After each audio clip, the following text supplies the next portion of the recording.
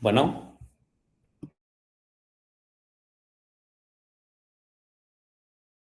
Hola, profe.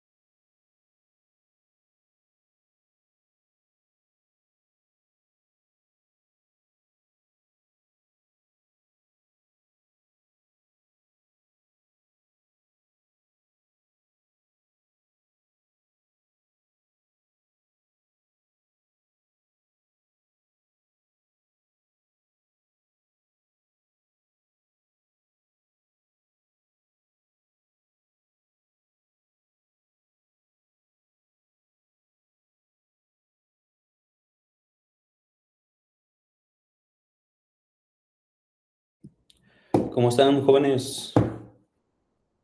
¿Listos? ¿Listos o no? Allá voy. ¿Sí me escuchan?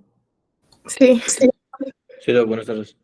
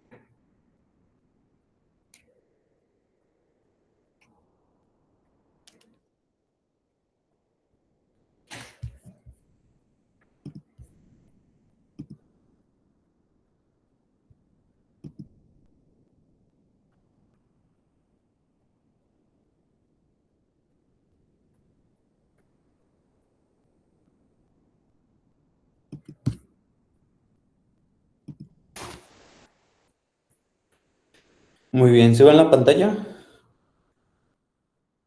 Sí, Sí, Ok, ¿tuvieron la oportunidad de leer? Dos trenzas, ok. ¿Sí leyeron? algo no todo de la vista.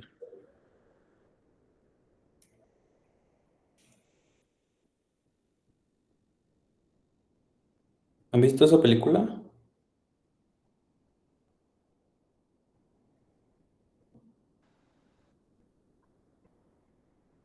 no, ¿Cuál, profe? La que está ahí en la portada. No. Bueno, está buena, ¿eh? Recomendada. Vamos a comenzar, ¿sale? Sistema visual. De ese sistema visual, caray. Listo. De este sistema visual, ustedes ya han notado cuando comenzamos a ver porciones sensitivas que va a ser un órgano igual de los sentidos, ¿no? Que va a estar compuesto por diversos grupos celulares, va a haber varias capas de células que ya debieron de haberlo visto, ¿no? Yo creo que lo vieron por ahí en microanatomía, en histología, el ojo, y vieron las separaciones. ¿Es correcto o no lo vieron? Las capas de la retina, por ejemplo. ¿Sí lo vieron o no lo vieron en esto?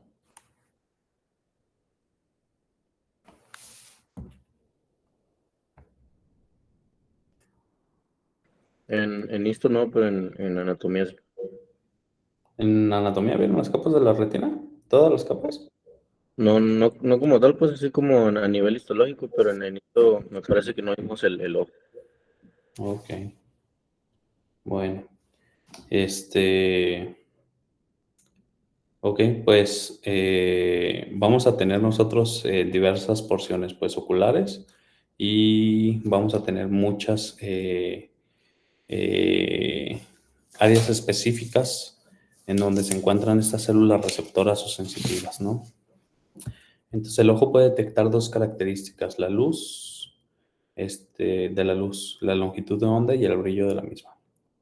La luz visible va a comprender un rango de longitudes entre 400 y 770 nanómetros.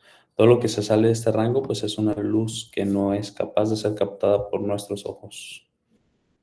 Y pues es lo que se encuentra aquí, ¿no? Prácticamente eso es lo que nosotros alcanzamos a percibir.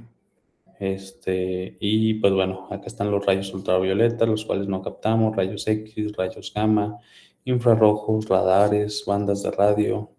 Entonces, todo esto no lo podemos captar, con excepción de esta luz con una longitud de onda. Mencionamos entonces entre 400 y 750, que se codifican también estos colores primarios que van a comprender el resto de colores que nosotros podemos apreciar, ¿no? Y esa es la anatomía que ustedes debieron de haber visto pues en el transcurso de, a lo mejor, sí, anatomía o histología, anatomía del ojo, ¿no? Tenemos un epitelio corneal, que es la porción más externa, y después vamos a tener esa porción conocida como limbo, ¿no? Lo que se encuentra al centro. Vamos a tener una cámara anterior que tiene humor acuoso, la pupila, que es un espacio virtual que se encuentra en el iris, que este iris se puede replegar o se puede extender y va a ser la midriasis o la miosis a nivel de la pupila, el cristalino, que es un punto de refracción importante. Y bueno, pues tenemos estas fibras laterales del músculo ciliar, ¿no? Que este va a ser el que se contraiga, o el que se relaje en estos casos de midriasis o miosis.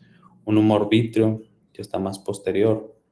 Y pues bueno, vamos a tener también estas porciones de la retina meramente, que es esta área que va a ser capaz de poder ver la mácula y a la vez la fobia y al centro de la mácula. El disco óptico, que va a ser a través de donde emergen esos vasos sanguíneos y el nervio óptico. y la esclerótica, que es la porción blanquecina que se encuentra ahí alrededor de nuestro ojo, ¿no? Y que nosotros podemos llegar a apreciar. Y pues bueno, esa sería como la función anatómica. Aquí alcanzamos a ver uno de los músculos que genera movimiento en los ojos, el músculo recto lateral, ¿no? Recto medial, tendríamos un recto superior, recto inferior y algunos oblicuos en estos casos. Y así se estaría componiendo al menos esa porción anatómica, Paola. Profe, yo tengo una pregunta. Cuando hacen operaciones para lo de la miopía y eso, ¿qué capa es la que remueven? La capita transparente que quitan del ojo y que hace que ya no se vea así como brillosito. Pues más bien depende del tipo de cirugía que estén realizando. Por ejemplo, con la cirugía refractiva actualmente se hace más con láser y va enfocada hacia uno de los principales órganos refractivos que sería a nivel del cristalino sobre todo y van haciendo pequeños desgastes en diversas zonas para cambiar el tema visual, pues el tema de la refracción, pero este cuando hacen una cirugía abierta, pues ahí sí también depende de dónde vayan a llegar. Por ejemplo, pues pueden hacer incisiones a diversos niveles del ojo y, por ejemplo, el cristalino es el que forma la catarata, que se condensan las proteínas y cuando se condensan las proteínas se pone blanca, como el huevo cuando lo calientan. Igual sería esa condensación de las proteínas, se pone blanquecillo, ¿no? El huevo. Entonces también estas porciones y aparece de la catarata y eso es lo que quitarían y ahí ponen un lente. También el vitro se puede retirar, eso también lo pueden separar, pero pues no sé exactamente a qué tipo de cirugía te refieras, pero las refractivas actualmente se hacen la mayor parte con láser y no quitan así como epitelio o algo. Probablemente te refieras como epitelio corneal, que es algo que se puede levantar y que se regenera. Sí, sí, me refería a las de láser, a esas. Mm, Entonces sí, epitelio corneal sería. Ujú. Ok, y pues bueno, de este lado nosotros tenemos el índice de refracción, ¿sale? Que el índice de refracción tenemos diversos componentes, por ejemplo, aire, córnea, el humor acuoso, acá tenemos el cristalino y el humor vítreo, ¿no? ¿Alguien sabe qué es el índice de refracción?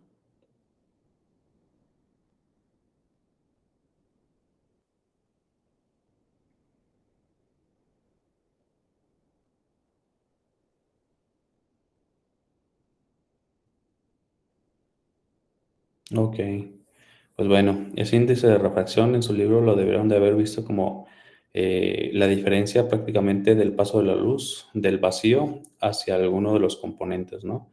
Siendo bastante similar en el aire, que prácticamente pues, son gases dispersos, en la córnea, que ya es un sólido, está más aumentado, humor acuoso, cristalino, creo que es el más alto de todos, sí, al parecer. Y pues bueno, depende el índice de refracción de qué tan rápido pasa la luz a través de esas estructuras, siendo mucho más rápido conforme este número es más elevado, ¿sale? Entonces la luz atraviesa mucho más rápido el cristalino que lo que atraviesa el aire, por ejemplo. ¿Todos de acuerdo con esto? Sí. Sí. Ok.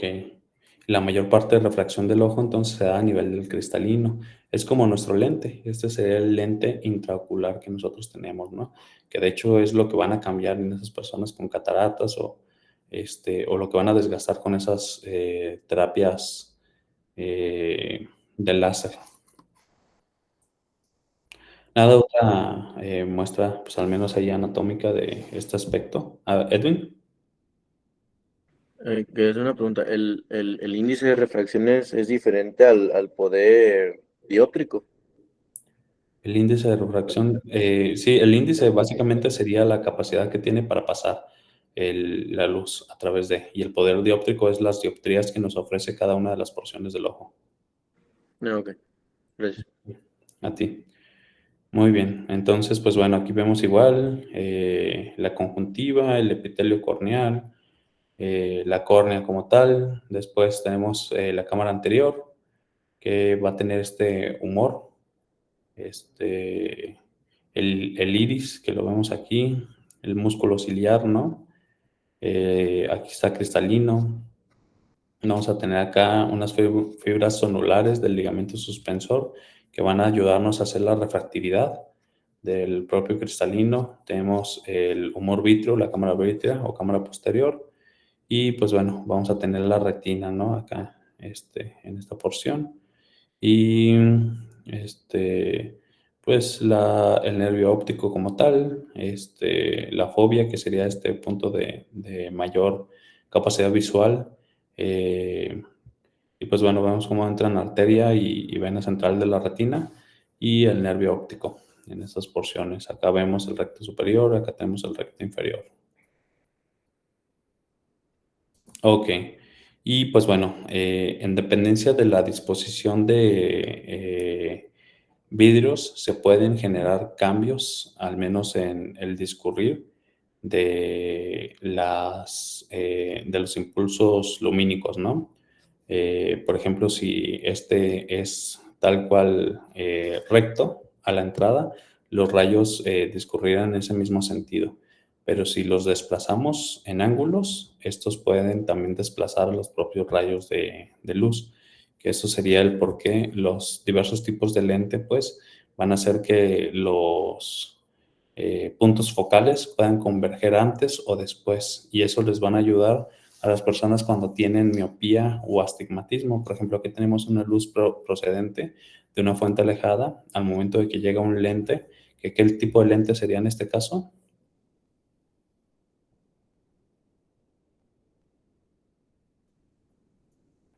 Convexo. Ajá, biconvexo, ¿no? Convexo por ambos lados. Recibe la luz y luego la refracta a un punto focal más cercano, que lo vemos aquí, que aquí termina coincidiendo. Entonces, eso nos va a dar un acortamiento de esa distancia focal y va a hacer que nosotros podamos obtener mejor capacidad visual, al menos al usar esos tipos de lentes. Y en este caso, que es un lente de tipo bicóncavo, aquí no, aquí si se fijan llega la luz y la luz se va a dispersar precisamente por esa forma cóncava. Y aquí, por ejemplo, el punto de conversión estaría llegando a posterior, pues aquí tenemos igual líneas focalizadas, disparadas de forma de diversos ángulos y estaría llegando a un punto biconvexo de igual forma. Entonces van a estar haciendo una refracción sobre un punto igual focal. Y pues bueno, igual fuente de luz y hacia dónde van a focalizar en dependencia de esa concavidad o convexidad que presenten los lentes, ¿no? También en cuanto a las dioptrías, una dioptría sería aproximadamente lo de 1 milímetro de avance, 2 dioptrías sería la mitad y va disminuyendo la propia dioptría, la relación del punto de convergencia que van a tener esos haces lumínicos en referencia a su entrada o penetrancia en el lente que estamos utilizando, ¿no? Y pues bueno, la óptica del propio ojo y el poder refractivo total del ojo, ¿no? Que esto, supongo lo leyeron ahí en su Guyton, son 59 dioptrías, la que nos da en general nuestro ojo y cómo, pues bueno, se realiza ese punto de convergencia y posteriormente la dispersión para generar una imagen, que esa imagen ya ustedes estuvieron viendo que nuestro ojo como tal la capta al revés y la acomoda en el sistema nervioso central y las dioptrías que nos va a ofrecer cada una de las porciones, ¿no? Que aquí sienta entonces el poder dióptrico, ¿no? ¿Que cuál sería para cada una de las porciones? ¿Alguien sabe?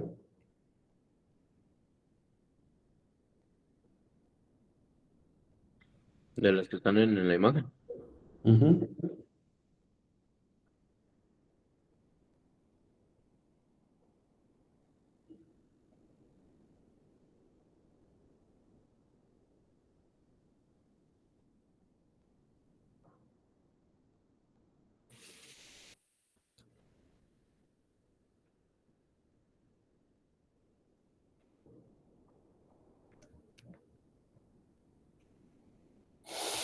¿O qué es lo que más dioptrías nos da de todo eso? El cristalino. Ujú. ¿Y por qué nos da tantas?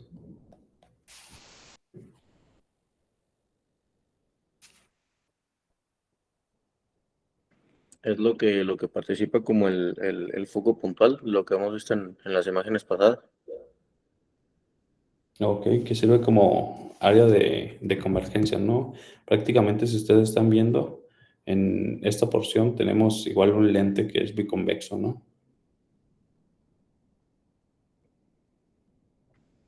Sí.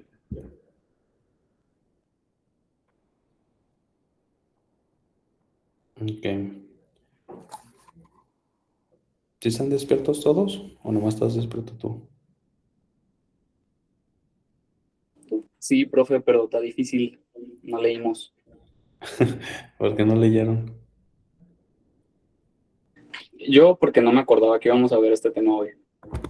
No sé los demás. ¿Y entonces qué leyeron para hoy? Endocrino. Endocrino. ¿Y si leyeron endocrino o tampoco? Aguas, porque el doctor Ulises es endocrino. Al tiro con lo que dice.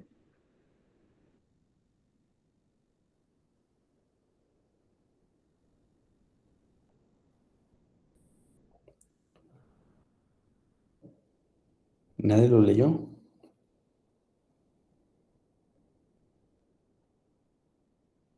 ¿El de ojo o el de endocrino? Pues alguno de los dos. A ver de qué les hablo entonces.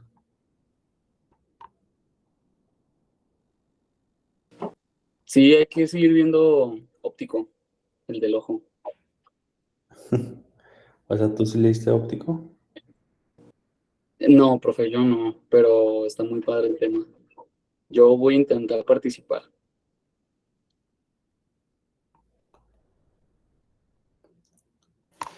Bueno, pues lo vamos a ver entonces más rápido, pues. Ok. Pues la visión normal, vean cómo llegan los rayos, los puntos de convergencia, como naturalmente el punto focal debería estar a nivel de la retina, ¿no? Entonces, un ojo, por ejemplo, hipermétrope, sería un ojo que generalmente es un poquito más pequeño.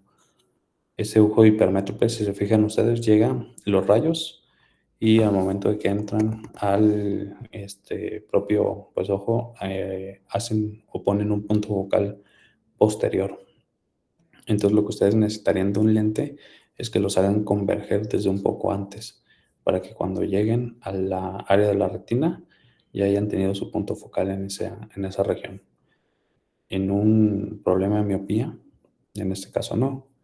En el tema de la miopía, si se fijan, el punto focal está mucho antes de que termine la retina. Y aquí, nosotros lo que necesitaríamos sería un lente que haga o que genere mayor dispersión de estos rayos para que el punto de convergencia o el punto focal quede un poco más a posterior y que pueda quedar justo a nivel de la retina. Y por último, pues bueno, tenemos en el astigmatismo que van a ser defectos focales a nivel de el propio cristalino. Y esto, si se fijan, nos va a hacer que, si bien van a llegar a la retina, que estos puedan llegar a no converger en áreas bastante localizadas, que generalmente lo que da más mareo, ¿alguien utiliza lentes? Pues muchos, ¿no? Sí, profe. Ok, muchas veces tenemos miopía y prácticamente no hay problema, pero en cuanto comienza el astigmatismo, comienza un montón de mareo. Entonces, generalmente es por eso cuando ya suelen ir ahí al oftalmo o al optometrista, ¿no? Entonces, ¿se podría decir que es normal, o sea, tener mareos cuando tenemos astigmatismo y miopía? Ujú. O sea, sí hay bastante mareo, sobre todo con el astigmatismo, por esos puntos de convergencia, al menos aquí, por ejemplo, tu ojo hace un poquito de acomodo, y puede adquirir un poco más de refractividad, pero en este punto pues llegan y no hay como un punto focal localizado, aquí se dispersan. Entonces esto suele dar un poquito más de síntomas de mareo en esos casos.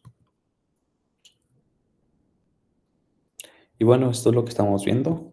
Tenemos una vista normal con el punto focal o de convergencia a nivel de la retina, un ojo con miopía, que es un globo ocular que está un poquito más grande, en donde se fijan, pues bueno, hace casi la convergencia al mismo nivel que lo realiza el ojo normal, pero al estar un poquito más largo, pues hace la convergencia antes de, y se vuelve a dispersar un poco para cuando llega a la retina.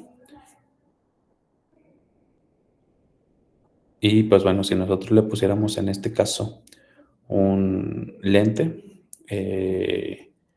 bicóncavo, haríamos que se disperse un poco más la luz, y al punto en donde se dispersa un poco más, pues va a converger por la propia refractividad del ojo más a posterior. Entonces tendría su punto focal precisamente a nivel de la retina. Entonces precisamente el tema de la miopía, para corregirlo, necesitaríamos un lente de tipo bicóncavo, ¿no? Y así es como los cristales que ustedes utilizan, pues se van estructurando. Y en este punto, pues sería un ojo hipermétrope. En el ojo hipermétrope, nosotros tenemos nuestra vista normal. Aquí está el hipermétrope, el punto de focalización. Calle posterior suele ser un ojo que es un poquito más pequeño, un globo ocular demasiado corto. Y aquí lo que necesitaríamos sería un lente biconvexo. Que este lente biconvexo precisamente lo que va a hacer es que estos rayos de luz o esta luz que captamos nosotros vayan a converger un poco antes y que lleguen a estar a nivel ahí de la retina, de acuerdo a las propias dioptrías pues que así se requieran. Y pues bueno, nuestro ojo tiene el poder de realizar acomodación como si fuera prácticamente un lente de una cámara, ¿no? Cuando ustedes están enfocando y tocan un objeto cercano, luego tocan un objeto más lejano, pues lo mismo hace el ojo. Ustedes bien pueden estar viendo ahorita, no sé, la pantalla de su celular, de su computadora, y estar ignorando lo que haya posterior, pero en cuanto voltean a ver eso, lo demás se pone un poquito borroso porque su ojo también se ajusta para poder ver esas estructuras que ustedes desean hacer. ¿Y cómo van a hacer esa acomodación? ¿Alguien sabe? Es con el músculo ciliar. Así mero. Entonces vamos a tener ese músculo, ¿no? Ciliar que va a realizar contracción y relajación. Y este tiene a su vez estos pequeños ligamentos suspensorios. Los ligamentos suspensorios van a elongar o acortar el cristalino. Y al realizar eso, nosotros hacemos precisamente la acomodación de nuestro propio ojo. Y ahí lo estamos viendo, por ejemplo, pues con los movimientos de contracción, cómo el propio iris se puede retraer un poco o se puede ir hacia más medial para hacer también midriasis y miosis, y cómo el cristalino también sufre cambios con este proceso por los ligamentos suspensorios que va a tener. Y pues bueno, esta sería una imagen de su retina con un fondo de ojo. Aquí están utilizando una máquina que se llama lámpara de hendidura, y le ponen a su paciente unas gotitas para poder ver el fondo de ojo para que hagan midriasis. Y ustedes van a ver estas estructuras, ¿no? Tenemos una vena central de la retina, una arteria central de la retina, acá, y vemos cómo estas se van dividiendo y generando una arcada temporal superior, porque se van hacia la región temporal, una porción nasal y una arcada temporal inferior, que es esta que tenemos acá. Tenemos retina temporal, retina nasal, la papila. ¿Qué es la papila? Es por donde sale el nervio óptico del globo ocular, ¿no? Y las venas y arterias centrales. Y la mácula. ¿Qué es la mácula? Es el punto donde hay Es más el eje conos y visual. bastones. Es el punto de más conos y bastones, ¿no? ¿Y qué hace precisamente la mácula? Pues es el punto de mayor visión, ¿no? Algunos pacientes diabéticos, por ejemplo, hacen edema macular, se les edematiza esa porción. Y si es la porción de mejor visión, pues el paciente deja de ver de un momento a otro. Y esto se genera en pacientes con retinopatía, pacientes que han dañado sus vasos sanguíneos por la evolución de la diabetes. Y bueno, esas son las capas de la retina que ya comentábamos nosotros previamente, ¿sale? Son bastantitas capas. Si se fijan, tenemos un epitelio pigmentoso y luego vamos a tener esas células que son capaces de reconocer la luz, ¿no? Los conos y los bastones. Esos conos y bastones van a tener su segmento externo, segmento interno, y vamos a tener aquí precisamente una capa que es como conocida como capa nuclear externa. ¿De qué células son los núcleos?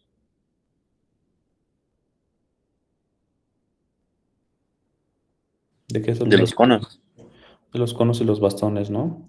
Entonces tenemos una capa nuclear externa. Después vamos a tener una capa plexiforme exterior que va a ser básicamente la unión de esos conos y bastones con estos grupos neuronales de aquí.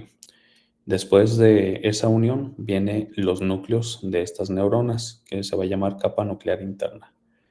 Posteriormente tenemos una capa plexiforme interior, que igual va a ser la unión o la sinapsis que van a ser esos núcleos de las neuronas con las células ganglionares, que son estas de acá.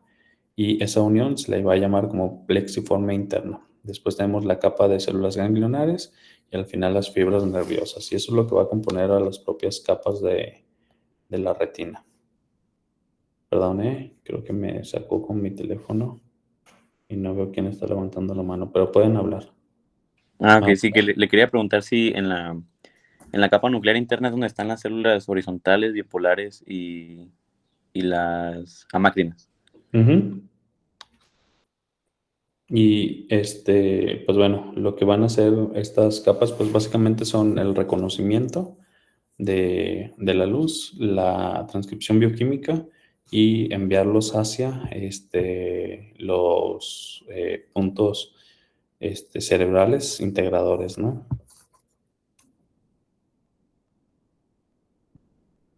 Edwin. En la capa pigmentaria, bueno, ahí ese epitelio pigmentoso es donde va a estar la melanina. En la parte más exterior. Uh-huh. Ok. Ok. Entonces, pues bueno, ¿qué tipo de células o neuronas son estas? ¿Bipolares? Bipolar. Sí, bipolar. Ajá.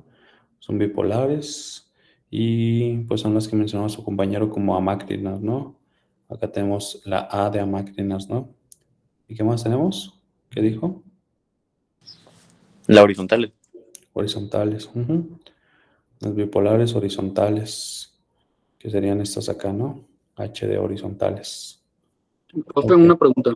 Mande. Cuando ocurre el glaucoma, ¿en qué parte afecta de estas capas? El glaucoma es un aumento de la presión intraocular que se puede dar por diversos casos. Puede ser un glaucoma de ángulo abierto o ángulo cerrado. Ángulo abierto o ángulo cerrado hace referencia a esta porción de aquí. Si acá, que es donde están drenando los humores, se llega a cerrar porque hay algún desplazamiento de estas estructuras, se le conoce como de ángulo cerrado. Aumenta el líquido que se encuentra en esta cavidad y con eso aumenta la presión. Y el de ángulo abierto generalmente es neovascular, que se forman nuevos vasos sanguíneos y con esto aumenta el líquido y aumenta la presión intraocular. Pero el glaucoma es eso, es un aumento de la presión intraocular. Y ese aumento de presión, que es aumento del líquido, ¿por qué causa ceguera? O sea, ¿cómo afecta ya en esta parte visual? Ah, ok, pues igual el aumento de presión como tal puede generalmente, por ejemplo, si tú te cortas el dedo, ¿qué haces automáticamente? Lo tapo, lo aprieto ¿Y por qué lo aprietas? para que no salga sangre. Ajá. ¿Qué crees que pasa en tu ojo cuando se aumenta la presión? Se inflama y se obstruyen los vasos sanguíneos. Ajá, hay una inflamación o obstrucción de los vasos sanguíneos, o más bien la obstrucción de los vasos sanguíneos o el déficit o disminución del aporte sanguíneo. Con esto se comienza a desarrollar algo que se llama factor 1 alfa asociado a hipoxia, y esto va a generar un aumento de interleucina 6, interleucina 8, con la elevación de estas generadas por la hipoxia, y posteriormente al elevarse pues terminan generando algunos otros factores, citocinas proinflamatorias, que pues van a aumentar la inflamación a nivel ocular, generando también edema en algún caso, y posteriormente pues igual neovascularización, puede haber complicaciones, incluso pues bueno, con destrucción de grupos celulares, ¿no? Por los niveles de inflamación y de hipoxia que pueden llegar a sufrir. Entonces, pues sí, incluso es una urgencia oftalmológica el tema del glaucoma. Ok, profe, gracias. ¿A ti? Entonces, pues bueno, y nada más mencionarlo, pues acá están, entonces serían los conos y los bastones, ¿no? Y pues bueno, está nuestro ojo igual, ya mencionamos nosotros, donde va a ser captada la luz, que va a ser a nivel de la retina, y esas células pues a nivel de la retina van a ser capaces de captarla, ¿no? Tenemos una capa pigmentaria. Después del epitelio pigmentario, capa pigmentaria, lo que vamos a tener van a ser esas neuronas que van a reconocer a la luz o bueno, las diversas generalidades de la luz y el brillo, y con esto van a reconocer los propios impulsos. Después estas se comunican con la capa nuclear interna a nivel de la capa plexiforme interna, que va a ser esa capa de unión prácticamente. Una vez que estas se comunican, pues el impulso continúa y van a llegar a esas células bipolares que ya mencionábamos, ¿no? A su núcleo, de ahí van a ser lanzadas nuevamente hasta llegar lo estaba viendo al revés. Qué güey estoy, ¿por qué no me dicen nada?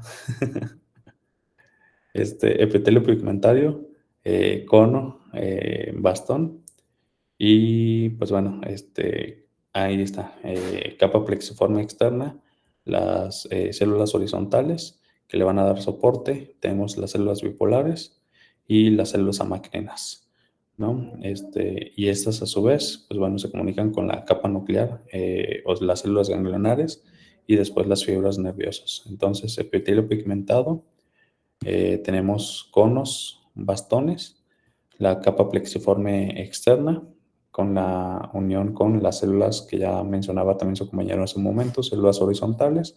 Tenemos las células bipolares en esta región, y acá tenemos las células amacrinas, que estas pues, van a ayudar en parte a dar soporte, sobre todo las horizontales a esta capa plexiforme externa y las amacrinas a esta capa plexiforme interna. Los bipolares que sirven para transmitir los impulsos y las llevan hacia las células ganglionares mismas que lo reciben y van a conformar como tal el nervio óptico. ¿Todo bien aquí? Sí. Sí, profe. Ok. Sí. Entonces, pues igual, tenemos el epitelio pigmentado, segmento externo de los fotorreceptores, la porción externa de los mismos, que ya mencionamos que vamos a tener a los conos y los bastones, ¿no? Y las imágenes que se dan aquí, cómo están reacomodados con pliegues de la membrana celular externa, y aquí los podemos observar, que van a ser donde se van a reconocer pues esos impulsos. El tallo ciliar, que lo tenemos aquí, cilio, después tallo ciliar, y ya después van a venir estas porciones donde se encuentran las mitocondrias para todos los factores metabólicos realizados por estas células sensitivas. Encontramos el núcleo y posteriormente las terminales sinápticas, ¿no? Que se van a comunicar con la capa más interna, la capa media de células neuronales en esa región. Aquí tenemos la diferencia entre el cono y el bastón. Uno termina pues prácticamente perdón, voy a contestar una llamada.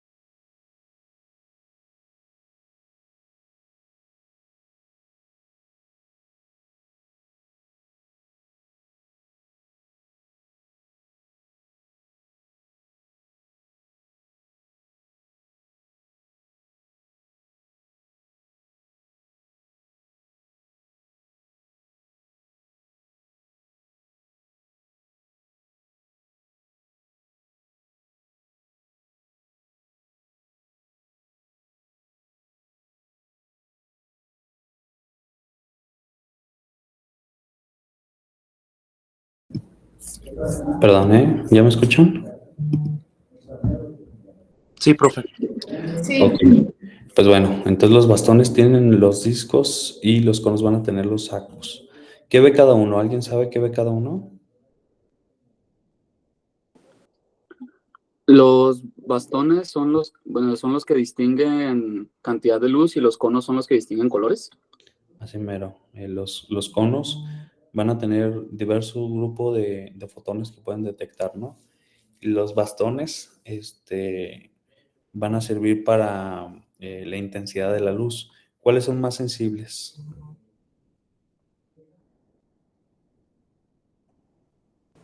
Los bastones. Ok, los bastones. ¿Qué es más importante ver luz que ver color realmente? Entonces los bastones, esos son los que son más importantes, al menos en esa porción, y también su cantidad nos va a hablar de eso, ¿verdad? ¿Cuántos bastones tienen aproximadamente en su cuerpo?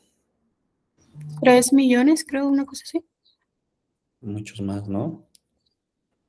Más de 100 millones, 120, 130 millones aproximadamente. Yo le dije como que 130.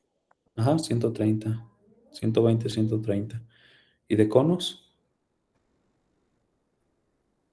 Ah, de ahí sí eran 7, creo. Sí, así mero. Entonces, es por eso que uno pues tiene mayor relevancia porque es más importante para ustedes ese hecho de poder ver en la oscuridad o distinguir pequeñas intensidades de luz que distinguir colores. Y también estos, como ya hemos estado hablando, con el paso del tiempo ustedes van a ver con una menor calidad. Los colores que probablemente detectaban de niños, actualmente ya no los puedan ver, o al menos no la cantidad de colores que ustedes podían detectar durante su infancia. Entonces todo esto pues va modificándose poco a poco. ¿Vero? Ah, profe, me quedó una duda con lo que dijo hace rato Edwin. ¿La melamina se produce solamente en los discos y en los sacos de los bastones y se transporta al epitelio pigmentario? Ujú. ¿O es directamente en el epitelio pigmentario? No, según recuerdo era en el epitelio pigmentario, pero déjalo reviso. Es que algo así me había salido de que se Sí, producían en los discos. solamente está en el epitelio pigmentado, está la melanina para la visión nítida. Ajá, ok. Que impide la reflexión lumínica, entonces ya no se dispersa la luz.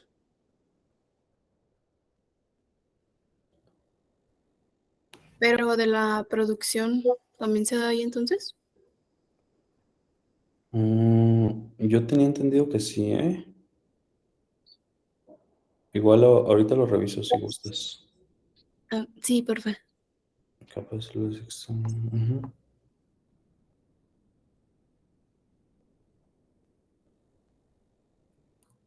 Ok. Bueno, y ahorita nos regresamos para ver ese tema, ¿sale?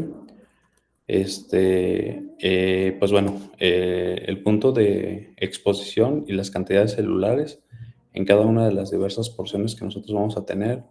Y ya mencionamos que lo que es más en cuanto a cantidad van a ser los bastones y no los conos, solo que hay ese punto de mayor visión que ya mencionamos que es la fobia, ¿no? Y en la fobia se va a encontrar un aumento de estos conos por encima de los bastones que nos va a ayudar a distinguir entre diversas estructuras. Y pues bueno,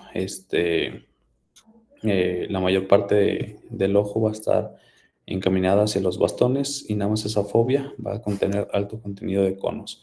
Y el resto, pues bueno, se van a encontrar dispersos por todo el ojo en cantidades muy pequeñas.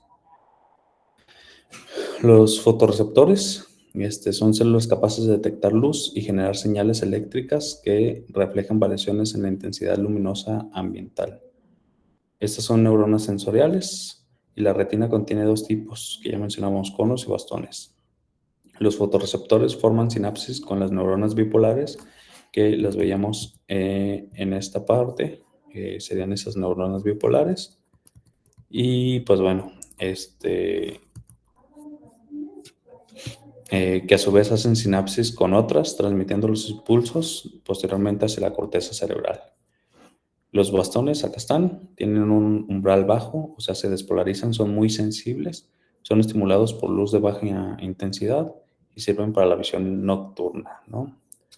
Tienen una menor agudeza, pero son mucho más comunes. Y pues ya mencionábamos 120, 130, 100 millones, son de los que más suelen tener. Su estructura, pues bueno, va a tener un segmento externo y un segmento interno. En el segmento externo se encuentran aproximadamente 1000 discos independientes, que son sacos cerrados de la membrana, que a diferencia al menos de los conos, ahí van a ser como pliegues, ¿no? Y aquí son discos. Y estos contienen a la rodopsina. Después se encuentra un segmento interno y aquí se va a encontrar la porción mitocondrial, se encuentra el núcleo y la terminal sináptica, ¿no? Que va a ser esa parte posterior que se va a comunicar con las células bipolares de la capa plexiforme externa. Y pues bueno, acá están los conos, tienen un umbral alto, necesitan ser más estimulados para ser sensibilizados y comenzar con una despolarización. Son sensibles a la luz de alta intensidad, sirven para la visión diurna, que detectan esos fotones, o visión fotópica, ¿no? A color. Otorgan mayor agudeza visual. Tenemos, ya mencionaban ustedes, 3 millones, 7 millones, y existen 3 tipos principales de fotopsinas, que serían el color azul, el verde y el rojo, ¿no? Y vamos a tener estructura, que tiene un segmento externo de forma cónica, a diferencia del otro. En no se poseen discos, sino que se van a encontrar esos pequeños pliegues, ¿no? La membrana plasmática va a tener profundos pliegues hacia el citoplasma. Y pues bueno, después tenemos un segmento interno, que ese segmento interno lo que va a encontrar igual van a ser la porción con mitocondrias, el núcleo, y por último la terminal sináptica. Entonces esta es una tabla comparativa del fotorreceptor, los bastones y los conos. Y los bastones, ya mencionamos, sirven para la visión nocturna y estos para la visión diurna, los conos. El umbral es bajo y acá el umbral es alto. La agudeza que nos otorgan es baja y aquí la agudeza es alta. La adaptación a la oscuridad, pues aquí está tardía lenta y acá es rápida. Y la visión a color, pues la que les permiten son los conos. Y ahí está el mecanismo del fotorreceptor, o cómo se van a activar, pues. Igual van a tener implicación hacia el tema del sodio y el propio potasio. El potasio pasa a intracelular, después se desprende el sodio, el cual va a terminar entrando en las terminales sinápticas o en la porción externa. Y pues bueno, en dependencia del estadio, es como van a presentar su pronunciación o su liberación. Y van a tener un hecho de retroalimentación positiva de forma constante entre la porción mitocondrial y la terminal, pero durante el aparecimiento de la luz se va a bloquear esa acepción de sodio por parte de la porción más externa. Y pues bueno, acá tenemos igual, sería un bastón.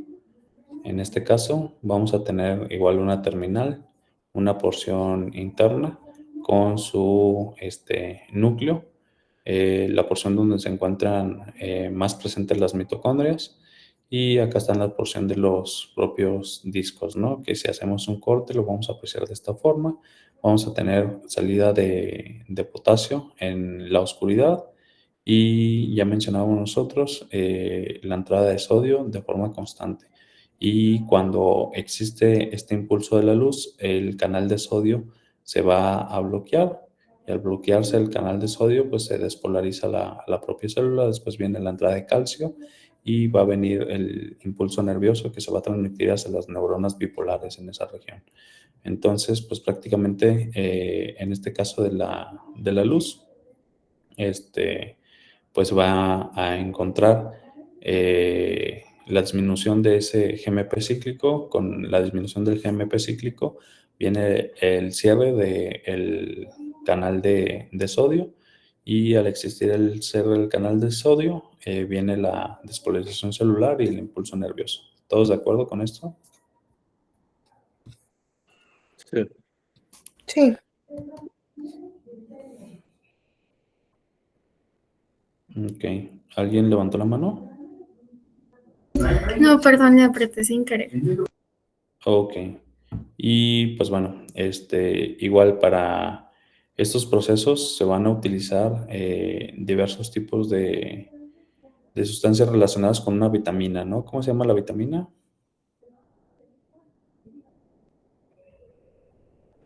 La vitamina A. Ujú. O retinol, ¿no? Sí. Ok.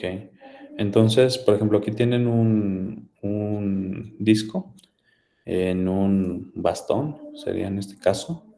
Van a tener su pigmento, que es la rodoxina, para la cual se necesita ese retinol entre la luz.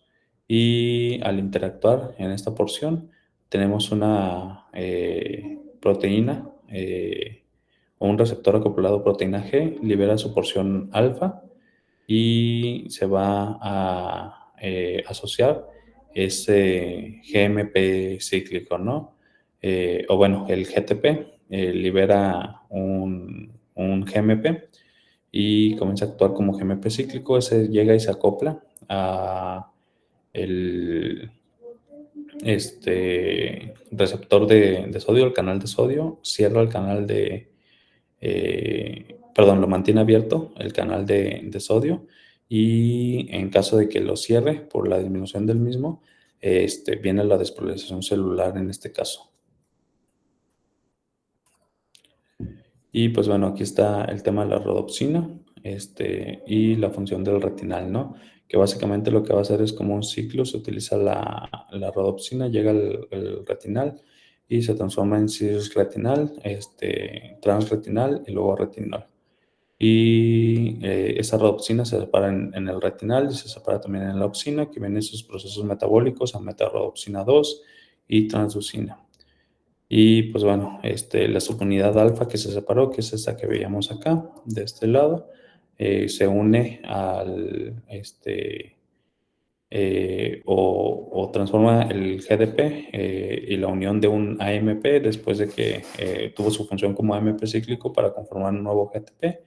Y pues bueno, todos esos procesos lo que van a realizar en este punto, cuando está activo la presencia de GMP cíclico, sería la hiperpolarización celular y que la célula no esté enviando una señal en ese momento. Y cuando disminuyen estas reservas de GMP cíclico, pues ahí se estarían dando esos cierres de canal de sodio y viene la despolarización de las células.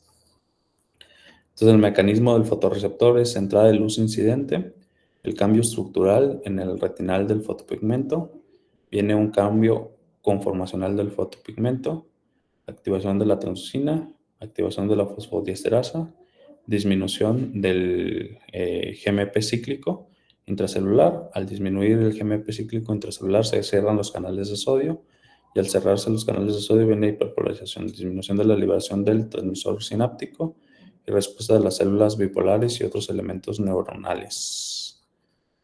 Y pues nada, tenemos igual esa retina que va a estar sensando de forma constante. Ya mencionábamos luz y color, ¿no? Luz por parte de los bastones, color por parte de los conos.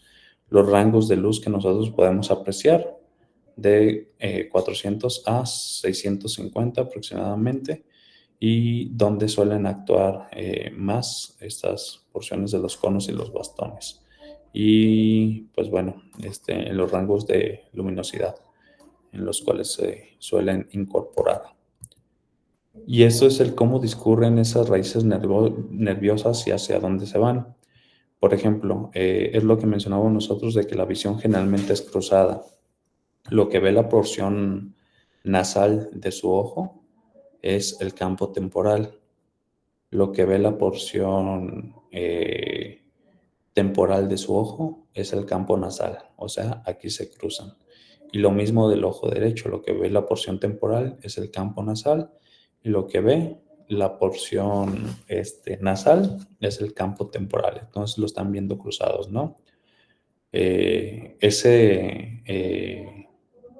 Esa porción nerviosa nosotros la tenemos que identificar de la siguiente forma. La porción que comprende hacia el campo nasal de ambos ojos va a decusar. Si se fijan, viene y se va hacia el lado contrario. Igual la porción nasal del ojo derecho viene y se va hacia el lado izquierdo. Pero la porción temporal no. La porción temporal continúa su disposición y su recorrido. Entonces la porción nasal decusa y la porción temporal se mantiene.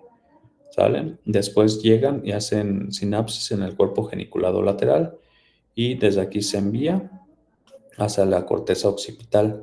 Nosotros podemos tener diversos tipos de lesiones en los pacientes en dependencia de lo que está afectando, ¿no? Por ejemplo, si tienen una patología en la hipófisis, se puede generar un daño sobre el quiasma óptico, o un daño un poquito más anterior, aquí ya en la porción óptica de un solo ojo, ¿no? Y pues bueno, si es más posterior, pues ya puede involucrar ambos porque aquí van a decusar los impulsos. Entonces, pues bueno, por ejemplo, tenemos una imagen A en donde lo que se está fragmentando ya son tanto la porción nasal como la porción temporal de un solo ojo. Si la lesión existe en este campo, lo que va a haber va a ser un déficit visual de un ojo completo, ¿sale? Que haya, por ejemplo, alguna sección que haya aumentado tanto la presión, por ejemplo, en el glaucoma, en esta región, que haya un infarto de la arteria central de la retina y al existir este proceso, pues bueno, se pierde la visión completamente, ¿no? O que haya una sección por algún procedimiento quirúrgico o algún padecimiento tumoral o un sangrado que aumente la presión en esta región y que frene completamente el impulso. Entonces aquí lo que vamos a tener es una ceguera localizada de un solo ojo. Cuando tenemos un daño a nivel del quiasma, como justamente el quiasma es donde decusan, ¿sale? ¿Qué es lo que va a suceder? Aquí decusa la porción nasal de ambos ojos y la porción nasal, si se acuerdan, ven el campo temporal.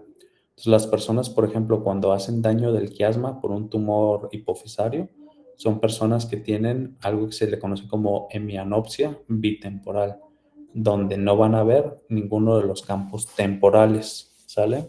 Que sería lo que sucede en estas regiones. Después, por ejemplo, en la C, lo que está pasando, y nos vamos a ir al lado izquierdo, es que la porción nasal decusó.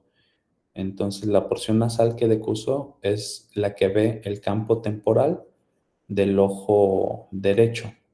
Entonces, van a hacer una hemianopsia temporal derecha, aquí, y van a hacer una hemianopsia nasal izquierda, que sería este campo visual precisamente.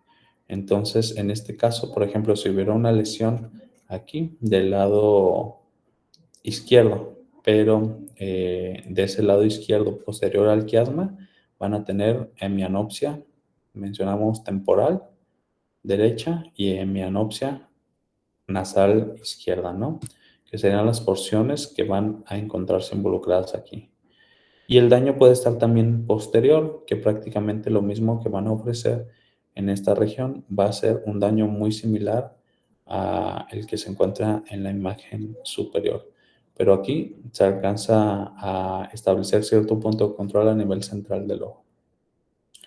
Entonces, pues esas serían como las probables lesiones o daños a las vías visuales que suelen tener. No sé si me da a entender con esta imagen, porque si va a ser algo que clínicamente ustedes van a poder reconocer con los pacientes, ¿sale? O sea, de plano, por ejemplo, esto que está aquí oscurito quiere decir literal que el paciente ese campo visual lo deja de ver por completo. No va a ver borroso ni nada, sino que simplemente no ve nada en esa región.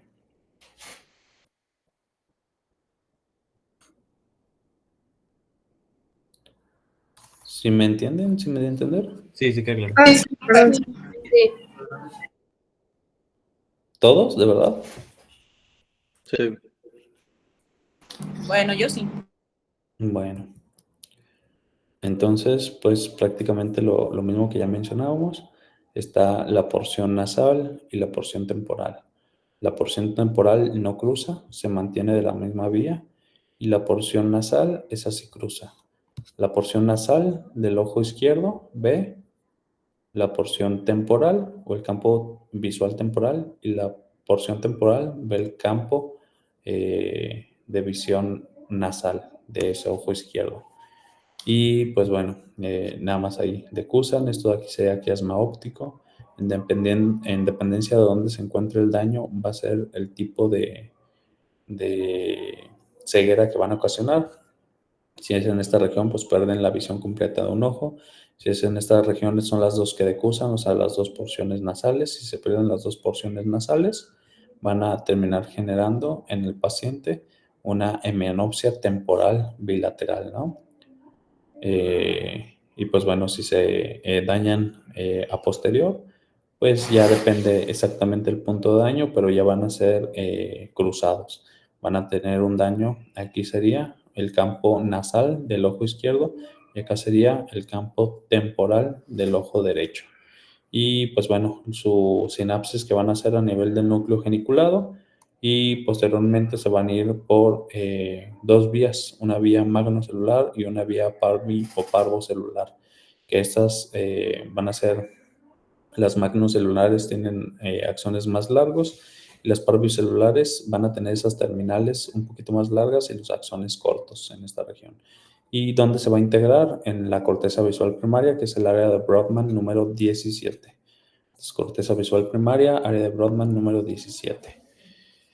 Y ahí la tenemos, muy en región occipital, en la parte posterior, área visual primaria, área de Brodmann número 17.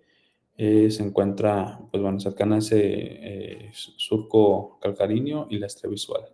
Las áreas visuales secundarias que vamos a tener van a ser estas áreas de acá, son las 18 y 19 de Brodmann, y pues bueno, van a rodear al área visual primaria. Reciben fibras del área 17 y de otras áreas, así como del tálamo, porque precisamente estas nos van a ayudar también en el tema talámico, si se acuerdan, para el ajuste en relación a la propiocepción y en relación a la estabilidad y el movimiento, ¿no? Entonces, por eso que están integradas en esa región y llegan a estar comunicadas. Está relacionada con la memoria visual, permitiendo el reconocimiento de lo que se observa. Lo tenemos igual, estas áreas, cuadrante periférico inferior de la retina, el cuadrante inferior de la mácula, cuadrante superior de la mácula y periférico superior de la retina, que va a ser donde mayormente se van a integrar esos áreas visuales.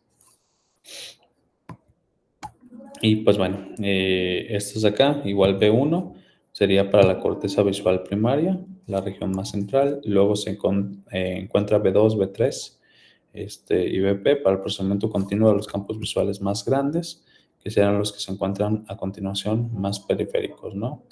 Y acá está. El área visual 4, detección de forma, color y textura de un objeto. Y así nos vamos avanzando hasta la visión cromática, que sería el B8, lo que nos ayuda a distinguir colores. Entonces, una persona que tiene una contusión a nivel occipital, de repente puede quedar con ceguera, ya con una lesión en la parte final, ¿no?, del involucro de esta vía. ¿Todo bien hasta el momento? Sí. Ok, ¿cuáles son los músculos que nosotros tenemos en el ojo? Ya habíamos mencionado a lo mejor esto en algunas ocasiones. Vamos a tener rectos mediales, vamos a tener rectos laterales, vamos a tener un oblicuo inferior, un oblicuo superior, un recto superior y un recto inferior, ¿verdad? ¿Cuáles son los nervios que controlan esos músculos? El 3, el 4 y el 6. El 3, el 4 y el 6. ¿Qué controla el 3 entonces? Recto superior, recto inferior,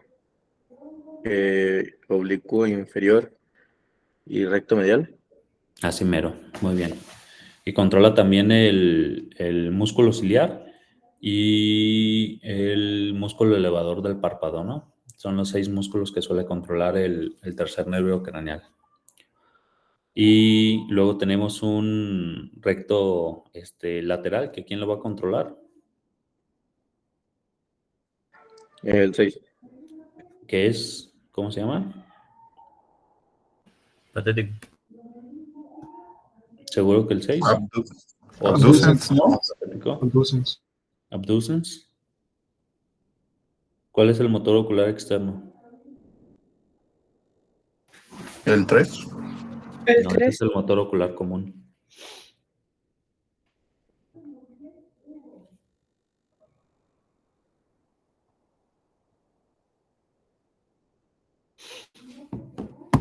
Entonces, es el patético, el abducens. Es el abducens, ¿sale? Y también el otro nombre es eso, es motor ocular externo. Entonces es más fácil que se aprendan motor ocular externo que abducens. ¿Por qué? Porque lo que va a hacer es la mirada hacia el exterior, hacia lo lateral. Entonces, el sexto nervio craneal sería el abducens o motor ocular externo. Y el oblicuo superior va a ser el patético, ¿sale? ¿Todo bien hasta aquí? Sí. Ok. Entonces, ¿qué tipo de movimientos hace cada uno de estos? Recto superior, pues lo manda hacia arriba, recto inferior lo manda hacia abajo, el recto medial hacia adentro, hacia el centro, el recto lateral hacia afuera o externo. Vamos a tener el oblicuo superior que da un movimiento hacia abajo y hacia afuera. Entonces lo va a estar jalando y va a dar ese tipo de movimiento. Y el oblicuo superior que va a dar un movimiento hacia arriba y hacia afuera. O sea, el oblicuo superior lo jala así, hacia este lado, o el músculo se jala hacia este lado. Entonces, al hacer este proceso de acortamiento, el ojo se va a elevar y va a mirar hacia acá. ¿Sale?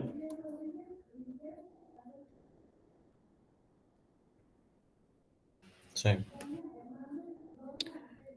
Y pues bueno, igual acá tenemos recto superior, recto medial, recto lateral, recto inferior, el oblicuo inferior y el oblicuo superior.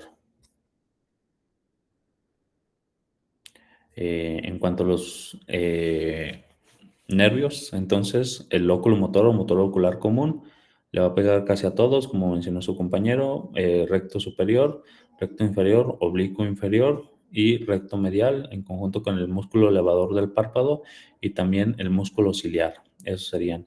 ¿Quién mueve el orbicular de los ojos?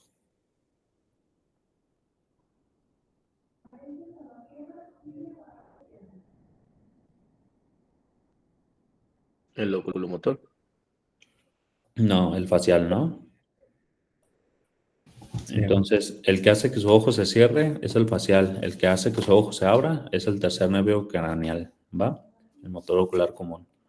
El elevador del párpado, motor ocular común. Y el auricular de los ojos, el facial.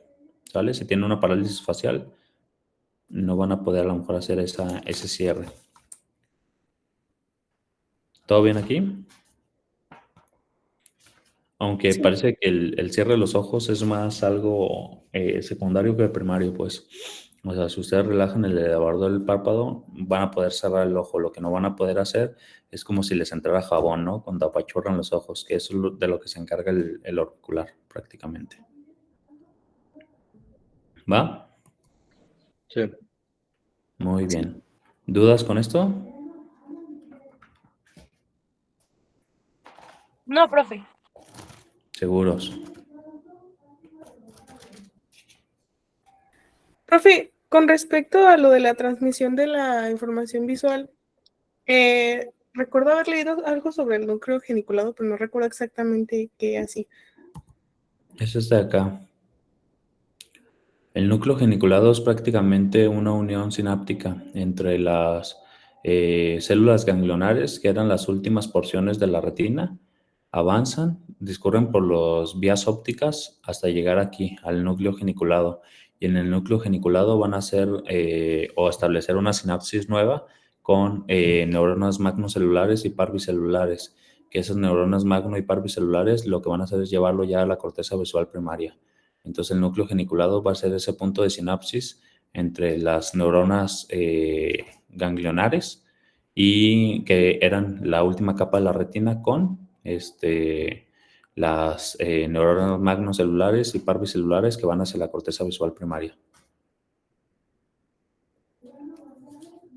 Ok, gracias. ¿Sí? bien. A ver, ¿quién levantó la mano? ¿Erwin?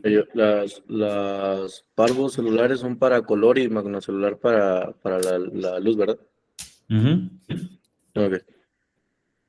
Y también existen cambios en relación al tamaño de los axones, pues. Las magnocelulares van a tener axones un poquito más largos y gruesos y las parvocelulares lo que tienen son sus terminales un poquito más alargadas y los axones son pequeños y delgados. Hay más cantidad de parvi que magno. Muy bien. ¿Todo bien? Sí. Sí, todo bien.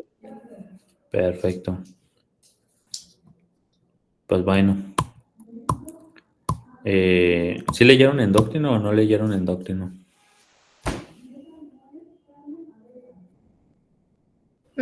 Sobre la introducción, más o menos. ¿Pero lo leyeron o revisaron mi presentación? No, profe del Gaito.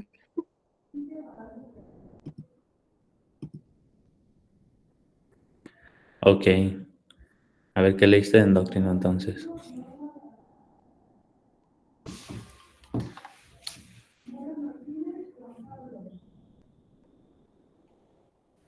Pues según recuerdo, al principio hablaba sobre los mensajeros químicos, como los que ya hemos estado viendo, como neurotransmisores, las hormonas neuroendocrinas, y bueno, eso no lo hemos visto, pero también las autócrinas y todo eso.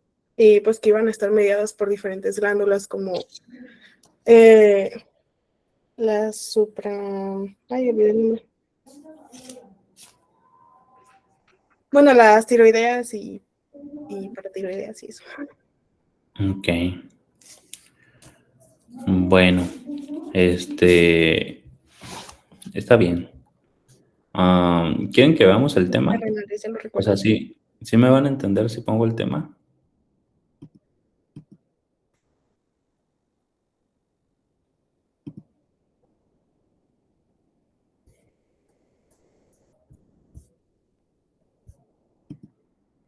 Profe, la verdad yo no estudié porque yo tengo a mi suegra internada y ya ve que le comenté que estaba en el hospital, entonces la verdad yo de este tema no estudié. Bueno. Pues como ustedes vean, igual lo puedo iniciar o les puedo dar chance de que estudien, pero pues sí Tuyo me que gusta. iniciemos lo Yo que... digo que lo inicie, ¿no, profe? Ok, Yo también digo que lo inicio. Si quiere, inícielo. va. Fuego entonces. Entonces, pues bueno. La verdad sí es mi parte favorita. No sé si sea la de ustedes, pero me encanta el endocrino. Por algo me dedico a eso. Entonces, pues bueno, vamos a hablar de fisiología e introducción a la endocrinología. La endocrinología, pues es un sistema compuesto de diversos órganos que impactan en la conformación de algo conocido como sistema endocrino. Que el sistema endocrino hace referencia a un grupo de sustancias que son creadas en un órgano, pasan al torrente sanguíneo para llegar a hacer una acción en un órgano diana, ¿no? Tenemos diversos tipos de glándulas nosotros, tenemos una glándula pineal, el hipotálamo que funciona como una glándula, la hipófisis, la glándula tiroidea, la glándula paratiroidea, el timo, el estómago que cumple también funciones glandulares, las suprarrenales, el páncreas.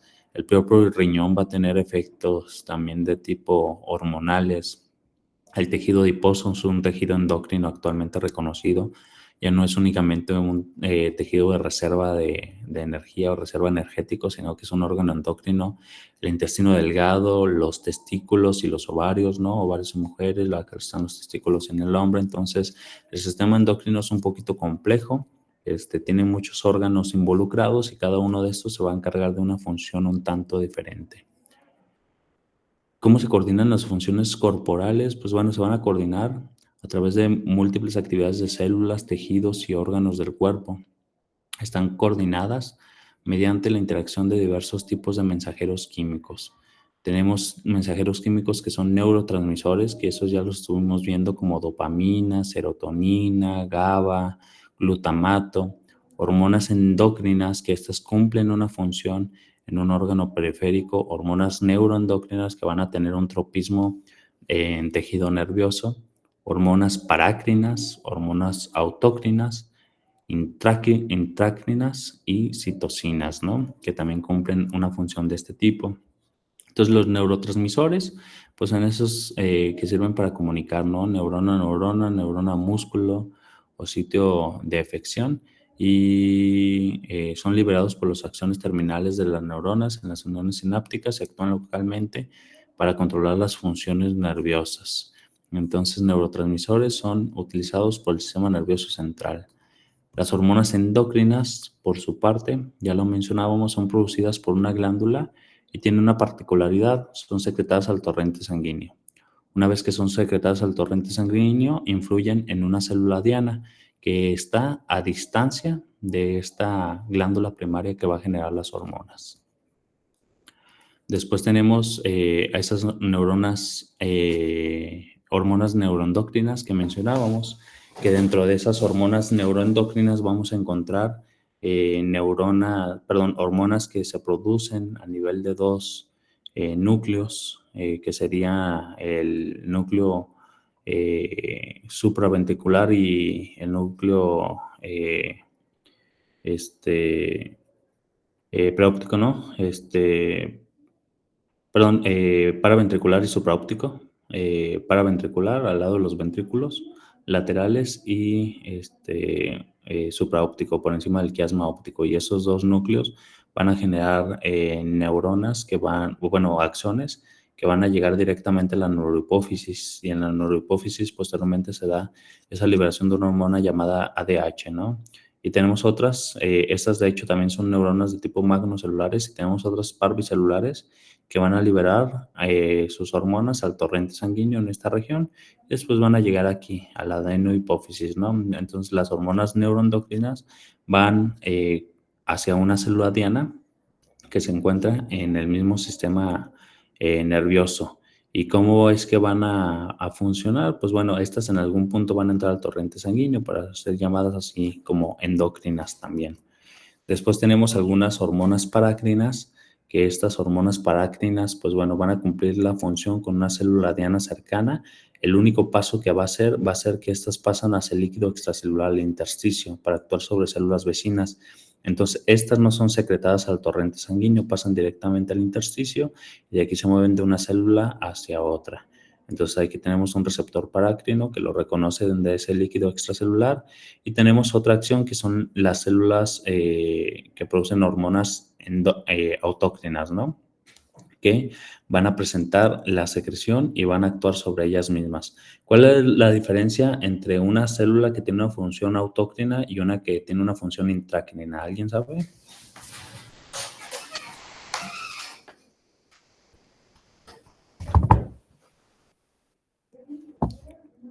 Autócrina e intrácrina.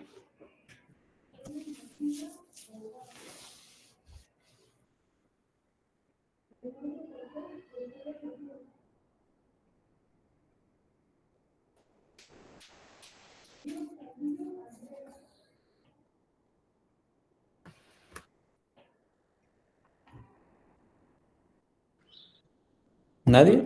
La autócrina va a pasar al líquido extracelular. ¿Y la intrácrina? Todo sucede dentro del citosol de la misma célula, bueno. Así mero, sí, es eso. Entonces, igual, autócrinas, entonces producidas por células que pasan al líquido extracelular y actúan sobre las mismas células que la fabrican, como vemos aquí en la imagen. Eso sería una autócrina. Y la intrácrina, a su vez, sería que en lugar de separarse o pasar al líquido extracelular, todo sucede dentro de la célula. Y vamos a tener diversas citocinas también, que estas citocinas pues pueden actuar, ¿no? Como péptidos secretados por las células hacia el líquido extracelular. Pueden funcionar como hormonas autócrinas, parácrinas y endócrinas. Por ejemplo, tenemos algunos citocinas proinflamatorias como factor de necrosis tumoral alfa, interleucina 1, interleucina 6, omentina, bisfatina, apelina, adiponectina, que todas estas, pues bueno, pueden tener esas funciones también de tipo endocrino en algún punto. ¿En qué intervienen las hormonas? Intervienen en prácticamente todos los procesos de su cuerpo. Intervienen en el metabolismo. ¿Alguien que me diga una hormona que interviene en el metabolismo? Insulina. La insulina, ¿no? En el metabolismo de los carbohidratos, por ejemplo. La leptina también. La leptina, que nos da saciedad, ¿no? ¿Qué más? Tiroideas. Las tiroideas, que esas aumentan el metabolismo basal o lo bajan, ¿no? Las personas con hipertiroidismo, por ejemplo, pueden tener el metabolismo basal al 200%, y las que tienen hipotiroidismo pueden bajarlo hasta un 60%.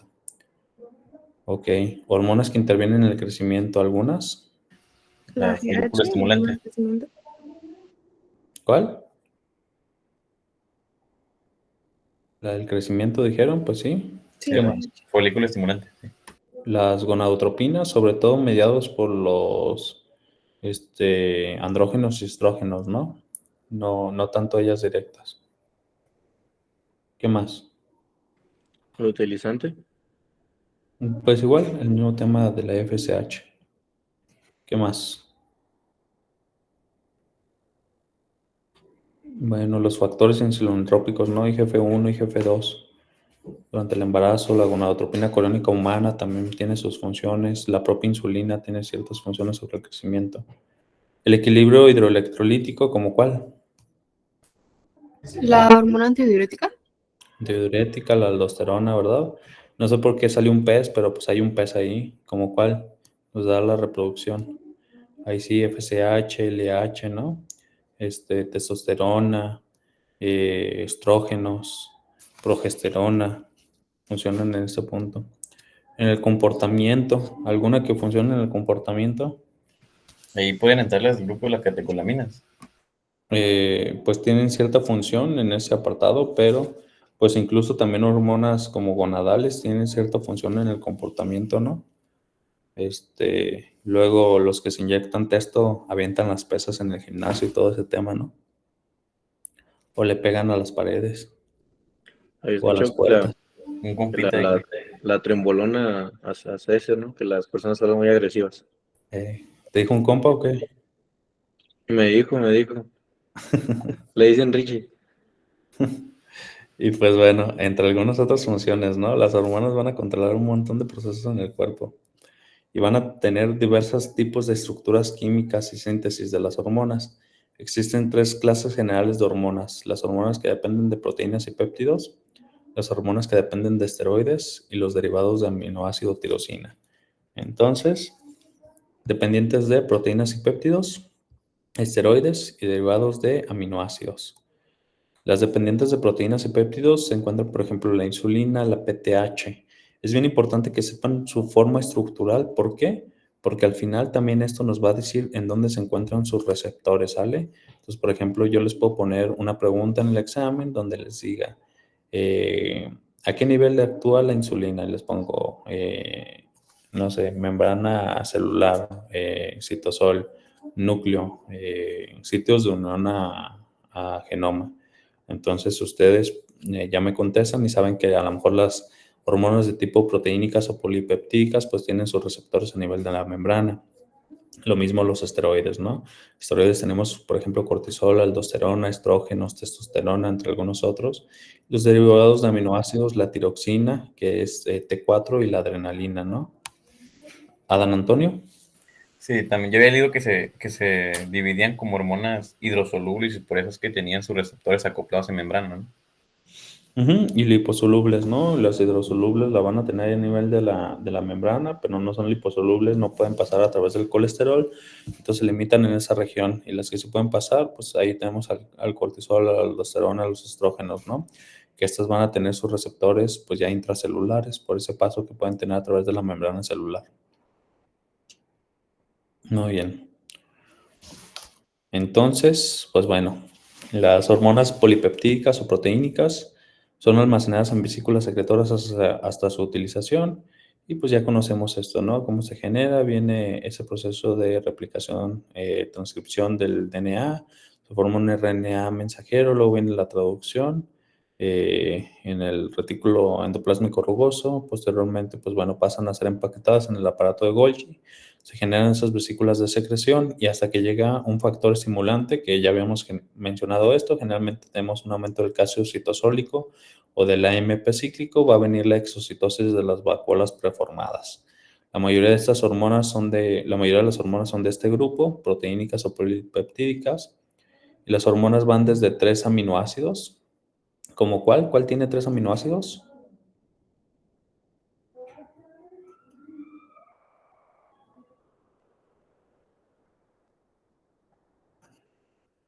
La melatonina, ¿no? No. La TRH, ¿no? Esa tiene 3 aminoácidos, hasta proteínas complejas de 200 aminoácidos, como la hormona de crecimiento o la prolactina. Son sintetizadas, como ya mencionamos, en el retículo endoplásmico rugoso, después enviadas al aparato de Golgi, se forman vesículas y ahí se van a almacenar hasta que sean necesarias. Y por ejemplo, aquí les puse una hormona, generalmente se van a crear como una preprohormona, esas que son de tipo peptídico, y van a ser escindidas por algunas enzimas microsómicas. Esos pasos de escisión, pues bueno, son iniciales, aquí no hay tanto envolvimiento de otros organelos, se generan los cambios de las preprohormonas hacia las prohormonas, y posteriormente estas son las que viajan al aparato de Golgi. En el aparato de Golgi, por ejemplo, aquí tenemos el ejemplo de la insulina, son almacenadas como proinsulina y el mismo empaquetamiento las introduce a esas moléculas de proinsulina junto con unas enzimas, ¿no? Enzimas convertidoras de prohormona 1 y 2 y la carboxipeptidasa E. Entonces, después, ya que la molécula de la preproinsulina, por ejemplo, pasó al aparato de Golgi, pues entró esta molécula. Luego llegan las enzimas convertidoras de prohormona 1 y 2 y cortan aquí, cortan acá, cortan aquí, cortan acá. Después llega la carboxipeptidasa E y elimina a estos 2 pares de base. Y al eliminarla, se genera un péptido C, que es este de acá, y se genera la propia insulina. Que la insulina, por ejemplo, está compuesta por 2 cadenas, una cadena A y una cadena AB. La cadena A tiene 21 aminoácidos y la cadena B tiene 30 aminoácidos, unidos a su vez por 2 puentes disulfuro y un puente disulfuro a su vez también para la cadena A de forma independiente. Entonces esa sería la molécula o la estructura de la insulina. Por lo general se crean proteínas de gran tamaño y sin actividad, como ya mencionábamos, las preprohormonas. Después se encienden en el retículo endoplásmico para formar las prohormonas de menor tamaño. Se van al aparato de Golgi, se encapsulan y se dividen en hormonas funcionales. Se quedan ahí hasta que viene un estímulo secretor, que el estímulo secretor, por ejemplo, puede ser, ya lo mencionábamos, la generación de calcio o el paso del calcio de exterior a interior, que acá lo tenemos, aumenta el calcio a nivel intracelular y eso va a fomentar la secreción de esas hormonas preformadas o el aumento, por ejemplo, del AMP cíclico que se puede dar en receptores alfa adrenérgicos, ¿no? O receptores acoplados, por ejemplo, aquí tenemos un receptor acoplado a proteína G de una hormona que se llama péptido similar glucagón 1. Entonces, estos van a realizar ajustes sobre el AMP cíclico y también van a promover la síntesis y la secreción posterior de insulina en este caso. Edwin. Entonces todas las hormonas van a tener una secreción regulada, ninguna va a ser constitutiva. Pues la mayor parte de las hormonas tienen una forma de secreción simple y una estimulada, pero van a tener también efectos basales, muchas de ellas. Por ejemplo, la insulina tiene 2 tipos de efecto. Tiene un efecto igual basal y un efecto estimulado. Tu cuerpo de forma constante está generando insulina. Sí, aunque tú estés ahorita sentado, sin comer, sin hacer nada en absoluto, tu cuerpo está generando insulina de forma basal porque tienes también de forma basal aminoácidos y tienes glucosa, ¿no? Pero si tú vienes con un estímulo, como es un aumento de la glucemia, ahí se van a secretar más.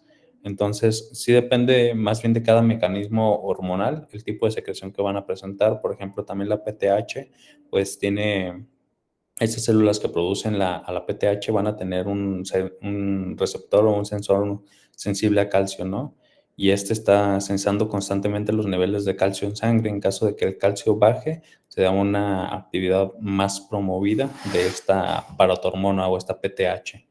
Y igual en el caso de, por ejemplo, cortisol o hormonas tiroideas, que serían los otros dos tipos de hormonas, las esteroideas y las hormonas tiroideas como tal, pues también van a tener sus vacuolas secretoras que se van a promover su secreción con formas estimuladas, puede ser el cortisol, si existe algún mecanismo de estrés, un choque automovilístico o algo de ese tipo. Y las hormonas tiroideas, de hecho, son de las más duraderas, pueden durar incluso meses en que venga su déficit, ¿no? Cuando se está creando o como se crean a partir de yodo, una persona puede durar sin comer sal yodada o estar en un lugar de poca generación de yodo y sus células alcanzan a almacenar y preformar suficientes hormonas como para que no exista un déficit tan rápido. Pero sí, la mayor parte va a tener una secreción basal y una secreción estimulada. Y también los procesos agudos pueden incrementar la creación y la excreción, no solamente la excreción. Entonces, también estos procesos, por ejemplo, la CTH va a aumentar tanto la síntesis como la secreción de cortisol. Vale, gracias. Va. Entonces, pues continuamos. Las hormonas esteroideas se crean a partir del colesterol. Estas, como se menciona, pues no tienen una capacidad de almacenamiento tan alta, pero sí se alcanzan a almacenar en cierta porción, ¿no? Van a tener una secreción igual estimulada que se da automática y una secreción que se va a dar por neoformación. Son liposolubles y las otras serían solubles en agua y estas pueden pasar a través de la membrana celular. Están formadas por 3 anillos de ciclohexilo y un anillo de ciclopentilo, ¿no? Entonces, estos serían los ciclohexilos y aquí tenemos el ciclopentilo, que serían básicamente los carbonos que van a estar conformando la estructura y se van a dividir prácticamente así de carbono 1, carbono 2, carbono 3, carbono 4, carbono 5, carbono 6, carbono 7, 8, 9, 10 y así van a ir avanzando. ¿Por qué? Porque cada cambio que vayan dando ustedes en esos carbonos van a modificar la estructura. De repente el cortisol es muy similar, si se fijan, prácticamente a la aldosterona, es prácticamente la misma estructura, solo que recibió algunos hidroxilos en otras porciones o sufrió de alguna hidroxilación extra, ¿no? O en una diversa posición de acuerdo al proceso metabólico de esta hormona. Tenemos también testosterona y el estradiol. Prácticamente, pues el estradiol va a tener un poquito más de dobles enlaces, si se fijan, entre los carbonos 1 y 2, 3 y 4, 5 y 6, ¿no? Como vemos aquí en la imagen, aquí esos dobles enlaces, pues bueno, se están separando por que dejó de generarse ese grupo de hidroxilo y se generó un doble enlace dirigido hacia un oxígeno en esta porción. Entonces, cada uno de esos cambios, aunque se vean muy mínimos, pues van a representar una acción completamente diferente en el cuerpo, ¿no? ¿Todos de acuerdo con eso? Sí, profe. Sí. Muy bien. Pues bueno, aquí está la vía de la esteroidogénesis suprarrenal, que ahí está bien aprendido, ¿eh? Se las voy a poner en el examen, la vía de la esteroidogénesis. ¿Sí pueden con ella o no? ¿Como algo para dibujar o como para sabernos los pasos? Un espacio en blanco para que la dibujen completa. Ah, va. ¿Eso va a ser todo el examen o una pregunta del examen? Una pregunta nomás, para que te tranquilices, también no te me estreses tanto. Y bueno, lo que les mencionaba, por ejemplo, aquí está los ciclohexilos y el ciclopentilo, ¿no? Y los carbonos, como cada arista pues sería un carbono que lo está formando, carbono 1, 2, 3, 4, 5, 6, 7, 8, 9, 10, 11, 12, y ahí vamos avanzando, ¿no? Hasta llegar a 17 y luego nos vamos acá a 19, 20, 21, 22, 23, 24, 25, 26, 27. Y ya complementamos esa molécula de colesterol. Y por ejemplo, para poder captar al colesterol se necesita una enzima que se llama enzima de decisión de cadena lateral. ¿Y cuál es la cadena lateral que la va a quitar? Aquí está, ¿no? Colesterol desmolasa o enzima de decisión de cadena lateral. P450, entonces le quita esta cadena lateral. Y al hacer eso, pues lo transforma en pregnenolona, ¿no? Y siguen con la misma estructura de los carbonos que tenían previamente. Entonces, de repente, si ustedes se van para acá y dicen una 3-beta hidroxisteroide deshidrogenasa. ¿Y qué está pasando? ¿Qué están viendo de diferencia entre la pregnenolona y la progesterona?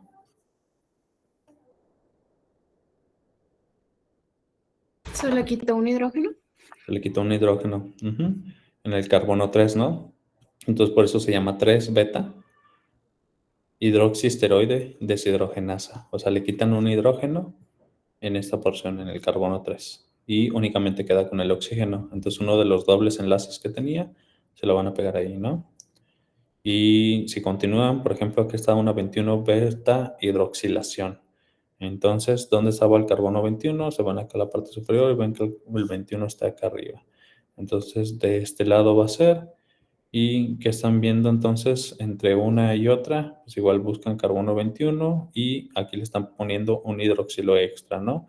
Está pasando de un carbono y 3 hidrógenos a presentar un carbono, 2 hidrógenos, y le pegaron un oxígeno a uno de los hidrógenos y crearon un grupo hidroxilo en el carbono número 21. Entonces ahí está la 21-beta hidroxilación que va a sufrir esta hormona y va a pasar de ser pues bueno, de progesterona a 11-desoxicorticosterona, que esta a su vez sufre una 11-beta hidroxilación.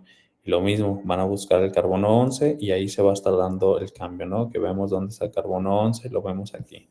Entonces nos vamos acá y después de que sufre una 11-beta hidroxilación, vemos que hay un hidroxilo aquí en el carbono 11. Entonces todo parte de la molécula inicial de colesterol y cada uno de los cambios que se les va dando en el carbono pues se van a representar con unas hormonas. Y vemos, pues, en general, el colesterol, cómo va avanzando, pasa a ser pregnenolona, que esta todavía sería central, y que esta puede pasar ya para convertirse en un glucocorticoide, convertirse en un andrógeno suprarrenal o convertirse en un mineralocorticoide como es la aldosterona, ¿no? Entonces, esas serían las vías que ustedes pueden tener. Entonces, bien aprendido esto, ¿eh?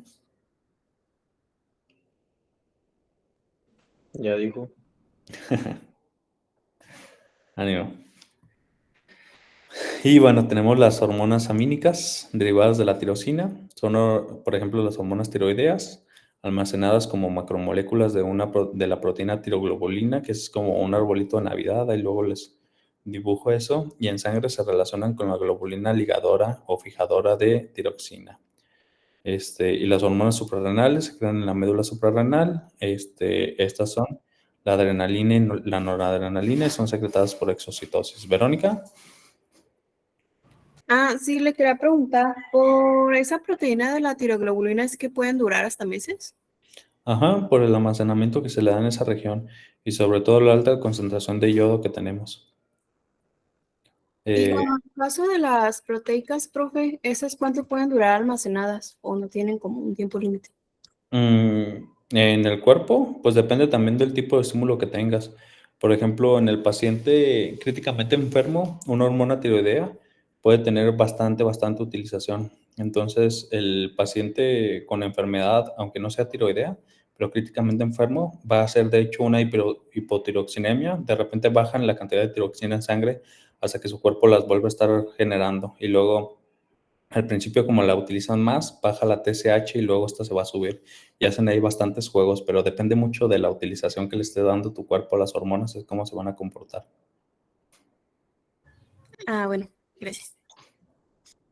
Muy bien. Entonces, en cuanto a la secreción que ya mencionábamos, existe una secreción basal que va a ser constante, se va a estar dando durante todo el día y una secreción estimulada, ¿no? Que el más claro ejemplo que tenemos, por ejemplo, es el de la insulina, en donde se estimula a partir de la glucosa y algunos otros componentes metabólicos como péptidos y derivados del colesterol, ¿no? O derivados de las grasas. La duración de la acción también es importante, pues hay algunas que tienen un ritmo de secreción más rápido porque su duración es más corta y la concentración y la regulación también van a jugar un papel importante en dependencia de cuánto se esté requiriendo de estas hormonas y sus puntos de control negativos y positivos, ¿no? Y ahí vamos a tener Por ejemplo, tenemos regulaciones hormonales, retroalimentaciones negativas y retroalimentaciones positivas. Las retroalimentaciones positivas la vemos, por ejemplo, en algún paso del ciclo hormonal femenino, con el aumento de la LH que da más estrógenos, que aumenta más la LH que da más estrógenos y que viene un pico de LH cuando se va a dar la ovulación. Y una retroalimentación negativa, por ejemplo, la vemos en las hormonas tiroideas. Cuando aumentan mucho las hormonas tiroideas, la TSH se va hacia abajo, regulando negativamente la creación de estas hormonas, ¿no? Entonces, dependiendo el circuito hormonal, es el tipo de retroalimentación que ustedes van a presentar. ¿Todos de acuerdo aquí? Sí. Sí. Ok. Si quieren, aquí le vamos a frenar y continuamos la siguiente clase, ¿va?